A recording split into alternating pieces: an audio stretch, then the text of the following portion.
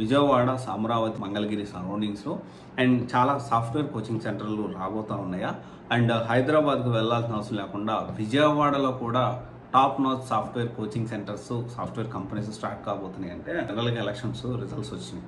నాకు తెలిసిన కొంతమంది, నాకు చాలామంది పరిచయాలు ఉన్నారు. హైదరాబాద్లో కానివ్వండి, బెంగళూరులో కానివ్వండి, ఢిల్లీలో కానివ్వండి, ఈ సాఫ్ట్వేర్ కోచింగ్ సెంటర్ సంబంధించిన వాళ్ళు చాలామంది పరిచయాలు ఉన్నారు.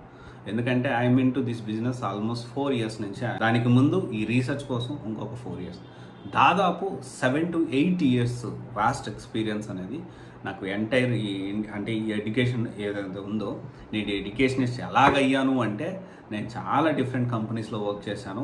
ప్రతి ఒక్క ప్రాసెస్ గురించి తెలుసుకున్నాను. నాకు నచ్చిన కంపెనీలో నేను చిన్న చిన్న కంపెనీస్లో చాలా తిరిగాను.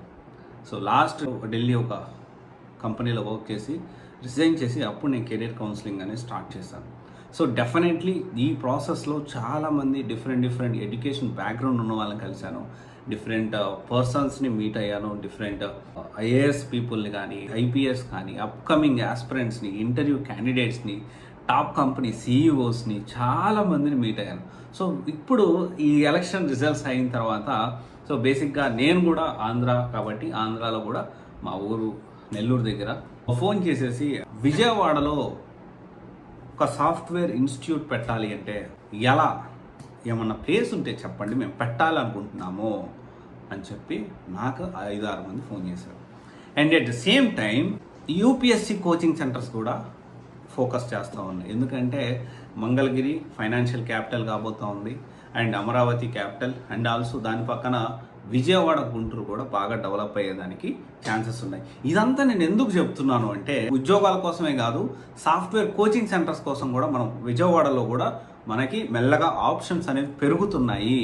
మీరు అక్కడ కూడా ఫోకస్ చేయొచ్చు. హైదరాబాదే వెళ్ళాలి అనే కాన్సెప్ట్ అనేది తగ్గబోతుంది. యాక్చువల్లీ నేను ఇక్కడ మొత్తం ఎంటైర్ ఇండియా తిరుగుదాము, దాంట్లో అసలు విజయవాడ పాయింటే లేదు.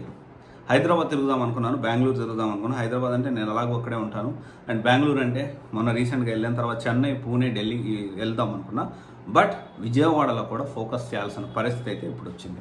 మెల్లగా విజయవాడకి సాఫ్ట్వేర్ కంపెనీలే కాదు, software coaching centres, UPSC coaching centres కూడా ఫోకస్ అనేది కంపల్సరీ దీని మీద పడింది. అండ్ డెఫినెట్లీ ఇది మంచి విషయమే ఖచ్చితంగా. ఎందుకంటే మన తెలుగు వాళ్ళకి ఇంకొక ఆప్షన్ హైదరాబాద్ కూడా అందరిది. హైదరాబాద్ డెఫినెట్లీ హైదరాబాద్లో కూడా మన ఎవ్వరూ కూడా అంత ఇబ్బంది ఏమి ఉండదు, ఫ్రీడమ్గా అందరూ కలిసిమెలిసి ఉంటారు. ఎట్ ద సేమ్ టైం ఇంకొక ఆప్షన్ మనకు వచ్చినట్టు, అంతే, అంతకు మించి ఏం లేదు. అండ్ ఇప్పుడు ఈ అంటే సాఫ్ట్వేర్ కోచింగ్ సెంటర్స్ హైదరాబాద్లోనే కాదు విజయవాడలో కూడా పెరగబోతున్నాయి. Top notch software coaching centres, top notch UPSC coaching centres, top notch companies అన్నీ కూడా రాబోతూ ఉన్నాయి. There is no doubt about that. And ఇది కంప్లీట్లీ ప్యూర్లీ నాకు వచ్చిన ఇన్ఫర్మేషన్, నాకు తెలిసిన ఇన్ఫర్మేషన్ అయితే మీకు అప్డేట్ చేస్తూ ఉన్నాను. ఒకసారి ఆలోచించండి, ఆలోచించి సరైన నిర్ణయం తీసుకోండి. అంటే ఇప్పటికిప్పుడు విజయవాడ వచ్చేసి సాఫ్ట్వేర్ కోచింగ్ సెంటర్లో జాయిన్ అవ్వమని చెప్పట్లేదు.